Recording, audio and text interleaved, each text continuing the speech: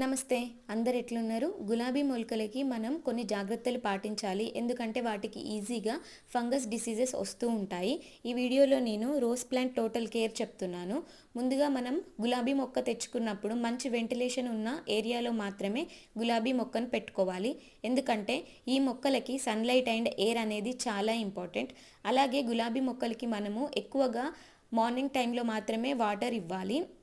ఇలా yellow colour leaves కానీ black spots ఉన్న లీవ్స్ కానీ మనకి చెట్టు పైన కనిపించినప్పుడు వాటిని కట్ చేసి దూరంగా వేయాలి చెట్టుకి.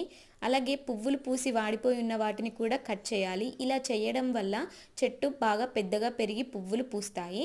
అలాగే ప్రూనింగ్ చేయడం అనేది కూడా ఇంపార్టెంట్. వీడియో నచ్చితే లైక్ కొట్టండి, సబ్స్క్రైబ్ చేయండి. టాటా.